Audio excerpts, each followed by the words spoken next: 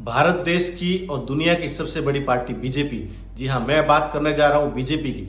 BJP में ऐसी क्या बात है कि उसका सक्सेस रेट और स्ट्राइक रेट जीतने का ऐसा है कि जो आज तक भारत में पहले किसी भी पार्टी का ना रहा। जैसे एग्जाम्पल के लिए ले ले तो कांग्रेस 100 साल से पुरानी पार्टी है, लेकिन धीरे धीरे वो अपनी जमीन खोती जा रही है। वहीं उलट बीजेपी ने पहली बार अटल बिहारी वाजपेयी और बाकी गठबंधन दलों के साथ सरकार बनाई थी।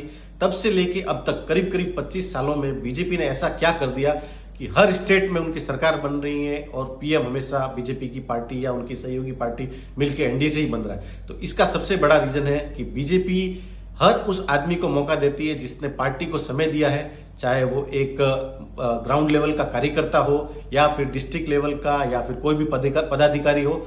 उसको उसकी काबिलियत के हिसाब से उसको ऊपर का ओहदा दिया गया है और उसको जिम्मेदारी दी गई है। अभी मैं आपको एक एग्जांपल दे देता हूं, अभी हाल ही में हुए बिहार चुनाव का। जी हां, बिहार चुनाव में आपने अदर पार्टी में देखा होगा तो गिने चुने न्यूज चैनल पे या फिर इंटरव्यू देने के लिए आपको कुछ चुनिंदा फेस ही देखे जाते होंगे, जैसे आरजेडी से तेजस्वी यादव, कांग्रेस से राहुल गांधी या फिर आम आदमी पार्टी से केजरीवाल। लेकिन जब आपने बीजेपी की मशीनरी का उपयोग देखा होगा बिहार इलेक्शन में, तभी वहां आपको टॉप 10 सारे नेता जैसे नरेंद्र मोदी, अमित शाह, राजनाथ सिंह और लगभग 8-10 स्टेट के सीएम जैसे भजन लाल शर्मा, हेमंत बिस्वा और बहुत सारे सीएम सारे मैदान में उतार दिए गए।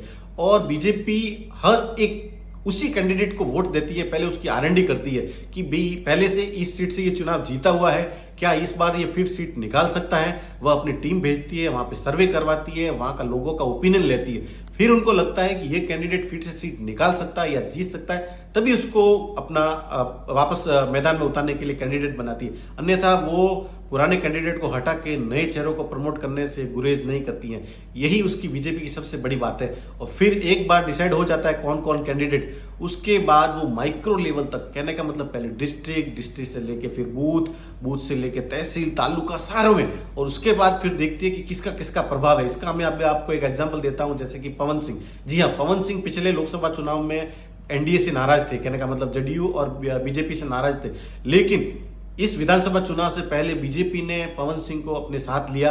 और हाँ जी हाँ, पवन सिंह भोजपुरी सिनेमा के बड़े स्टार है और उनका कम से कम 60 से 70 इस सीटों पे ऐसा सीधा प्रभाव कह सकते हो। और जी हाँ, और जब मैंने उनकी रिजल्ट देखा कि जहां जहां पवन सिंह ने रैलियां की हैं वहां करीब करीब 45 सीट जीती है, तो ये उसका मैनेजमेंट है बीजेपी का। कहने का मतलब ऐसे आदमी को उन्होंने लास्ट टाइम पे अपनी फ्लाइट में बोर्ड किया जो ज्यादा से ज्यादा सीट निकाल सके। और वह हर काम यही करता है कि बूथ लेवल तक सबको लेके चलता है। तो सब्सक्राइब करना न भूले, आपका अपना यूट्यूब चैनल। Thank you.